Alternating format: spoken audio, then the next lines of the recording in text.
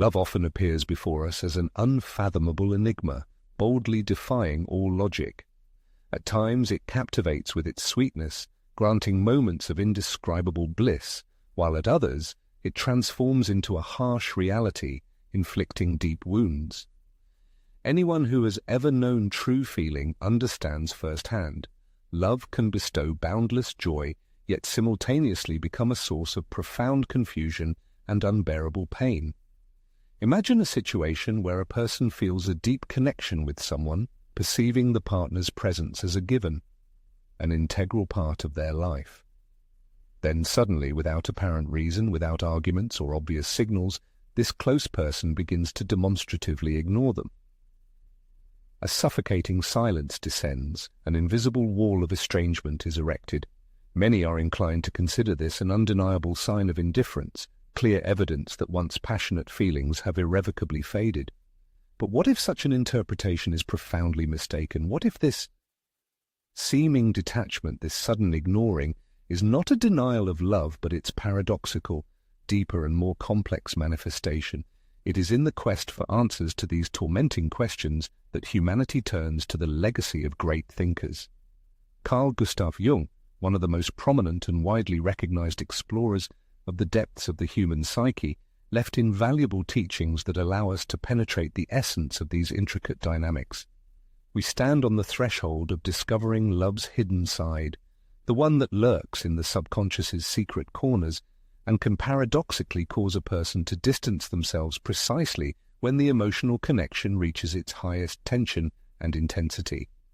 Prepare for an immersion into the mysteries of the human soul, where a truth will be revealed that can forever change the accustomed interpretation of the most powerful of all emotions.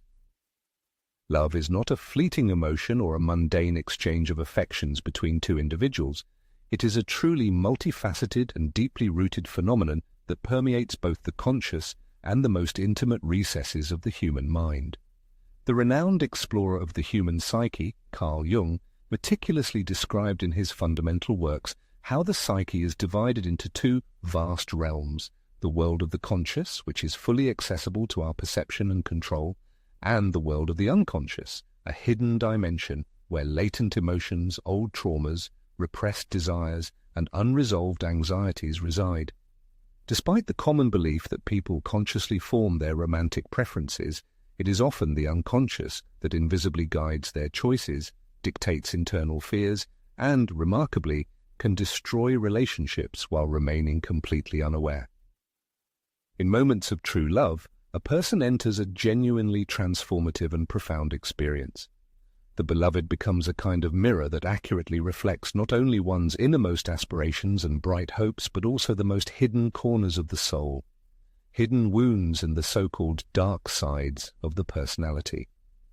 Through this deep feeling, one can see not only what they strive for, but also what they subconsciously fear. Yet not everyone is ready to gaze into this unsparing reflection. Some individuals, when confronted with unexpectedly surfacing insecurities they long believed overcome, find themselves facing aspects of their personality that they adamantly refuse to confront or acknowledge. It is at such moments that a powerful unconscious defense mechanism is activated, manifesting as detachment. This happens not because the feeling of love proved illusory or insincere, but because its intensity and depth are too overwhelming to be perceived and accepted at that stage. When human feelings, known as love, begin to expose deep vulnerabilities of individual existence, they sometimes transform into a phenomenon that becomes extremely difficult to manage. Instead of consciously confronting internal contradictions and conflicts, some individuals prefer to choose the path of detachment, complete disappearance, or ignoring. The widespread notion that love always represents an absolutely safe haven is nothing more than an illusion. While it can undoubtedly be a source of inner peace and comfort, love also possesses the power to shake established confidence, expose the deepest personal insecurities, and bring to the surface long-forgotten emotional traumas. Whenever a genuine, unadulterated connection forms between people, unconscious processes are activated, which in turn trigger a complex set of psychological defense mechanisms. To be loved means to be seen in one's entirety, without any masks or protective barriers, and this is a step that not every person can easily endure. For example, those who have experienced abandonment or rejection in the past may possess a fearful unconscious that constantly instills distrust in others. Individuals who have faced bitter disappointments may have formed a firm belief that love is inherently dangerous, and those accustomed to controlling virtually every aspect of their lives may feel deeply threatened by such a powerful and utterly unpredictable emotion. The great thinker Jung teaches that those aspects of our personality that we stubbornly refuse to acknowledge or see in ourselves do not disappear without a trace. On the contrary, they manifest and make themselves known precisely in interpersonal relationships. If an individual begins to feel that love makes them excessively vulnerable, if they sense a real risk of losing their own identity or dissolving into the relationship, then their unconscious may trigger a powerful defensive reaction, expressed as distancing. At the same time, rationally, the person may not desire such distance at all. They may even suffer deeply from it. However, the deepest and most powerful emotions are governed by the unconscious, and when it conflicts with the conscious desire to love and be loved, fear often triumphs over will. From the outside, such behavior may seem completely paradoxical and inexplicable. Why would a person experiencing genuine feelings suddenly start to distance themselves? Why do they ignore someone they sincerely love? The unraveling of this phenomenon lies in the deep mechanisms by which the human psyche copes with its internal contradictions. Love by its very nature is a powerful and all-encompassing force, but like any energy of immense power, it can cause significant destabilization of the inner world. For many people, emotional intimacy is an object of passionate desire, but also a source of deep fear. They may feel an acute need for close contact with another person, yet simultaneously be overcome by the apprehension that such closeness can expose old painful wounds, create unhealthy emotional dependence, or lead to a complete loss of personal control over their own lives. In response to this internal conflict, some individuals exhibit highly contradictory reactions. They may actively express their affection and then suddenly withdraw. They seek and establish contact, but then disappear without a trace. They verbally declare their desire for a serious relationship, but systematically avoid any confrontation or deep discussions. Such actions stem from the fact that love activates a deep conflict between the natural human desire for connection and the subconscious fear of true intimacy. The deeper and closer the emotional bond becomes, the more intensely this irrational fear manifests. And when an individual feels that their level of involvement has reached a critical point, they may experience an unconscious need to urgently restore what they perceive as lost control, which is expressed in detachment, deliberate ignoring, or the creation of emotional distance. This is not a conscious choice or a deliberate strategy. Rather, it is an automatic form of psychological self-protection originating in the most hidden and unconscious corners of the human psyche. When a person who has deep feelings for someone suddenly begins to withdraw or show signs of ignoring, the instinctive reaction of the one facing such behavior is self-analysis and the assumption of their own fault. The thought arises that perhaps something objectionable was done. However, reality often points to something different. Such distancing often has no direct relation to the object of affection. The reason lies in the internal processes occurring within the soul of the person distancing themselves. It is important not to take this personally, for withdrawal is by no means always a sign of indifference. Often it is a clear indication that the person is engaged in a complex internal struggle, experiencing personal difficulties.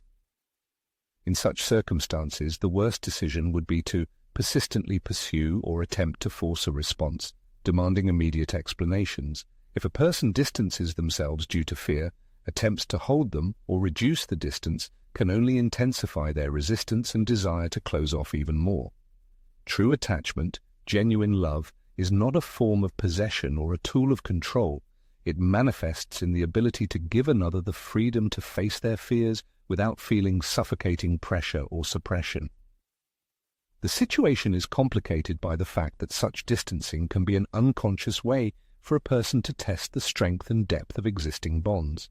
In some cases, those who choose to withdraw do so to assess whether love can withstand the test of distance, whether it possesses enough strength to exist and endure even without constant external validation or continuous demonstrations of affection. Such behavior may seem unfair or even manipulative from the perspective of the one experiencing it, yet it is a natural reaction for people who harbor a deep fear of true involvement and serious commitment. They intentionally create distance to ensure a sense of security, so as not to be trapped by powerful emotions that they feel they cannot control. Nevertheless, it should be understood that those who resort to distancing as a tool to test relationships are often not yet mature enough to build stable and mature romantic connections. Genuine love does not require artificially created or imposed trials. It is built on a foundation of mutual trust, sincere acceptance, and the authentic presence of each in the other's life.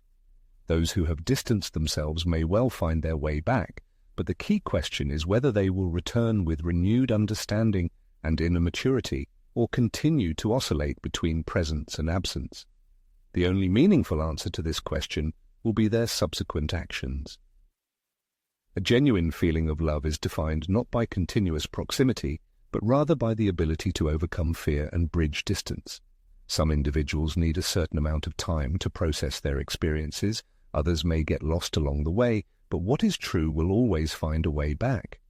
If a person decides to leave, there is no sense in trying to bind them with the fear of loss.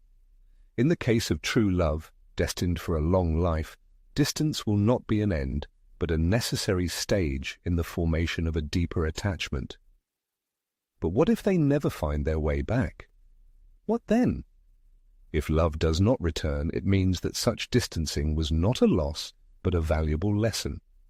For true love is not desperate attempts to keep someone close at all costs, but the ability to grant them freedom of choice. People are often inclined to interpret love as something that must be conquered or held on to at any cost, but the reality is that true feeling is measured not by its duration, but by the profound impact it has on a person. Sometimes individuals appear in someone's life not to stay forever, but to reveal something intimate that had not yet been realized. Someone's absence can teach more than their presence, because it forces a person to turn to their own inner world to ask, what truly causes anxiety, the loss of a loved one or the gaping void left within? Perhaps this person touched the hidden depths of the soul, bringing something to life that was hidden even from oneself. Thus, even when the feeling of attachment transforms into distance, it can serve as fertile ground for personal development. Accepting this fact can be difficult, but the person who leaves a relationship can become the very catalyst for transformations that an individual might never have dared to undertake independently. Ultimately, love is not only a desire for togetherness, but also a profound ability to gain heightened self-awareness through the full spectrum of emotions experienced. Beyond this, there is an often overlooked aspect of this situation. Those who distance themselves are not always fully aware of the true motives of their actions. Many people lack sufficient understanding of their inner world. They do not realize that under the influence of love, long-standing fears and defensive behavioral patterns formed over many years may have been activated within them. As Jung, the great thinker, noted, there is a powerful force of projections. When someone retreats, they are not necessarily fleeing from another person, but rather from an image of themselves that they cannot cope with. Their absence, therefore, is not a condemnation of the other person, but serves as a reflection of their own internal conflict. It is for this reason that attempts to pursue or persistently demand explanations often only exacerbate the estrangement. The true question is not why someone leaves, but whether that person is willing to return with a renewed perspective, with a different level of awareness. Not everyone is capable of such a step, but those who manage to overcome their deep fears will return from a more mature position, and only then can the bonds of love acquire true and unshakable strength. Love is a powerful energy capable of healing, yet it can also instill deep anxiety. Not always do those who neglect attention or withdraw do so because of a lack of sincere feelings. Sometimes the depth of the experience is so great that it can shake self-possession, unleash hidden fears, and even question the integrity of a person's individuality. If someone has distanced themselves, one should not seek the solution in external circumstances. it is important to look inward and realize what this event activates within one's own being, for, as Jung asserted, the most significant attachment an individual can acquire is that which allows one to truly understand oneself. And the fundamental axiom of love is that, being genuine, it does not require forceful retention. It will inevitably find its way back.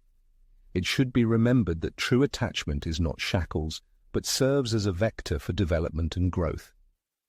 Sometimes it brings together, sometimes it separates, and often those who seem to be ignoring are not escaping the presence of another person, but from the internal transformations initiated by the manifestation of their affection. If this feeling is genuine, such people will still find an opportunity for reunification.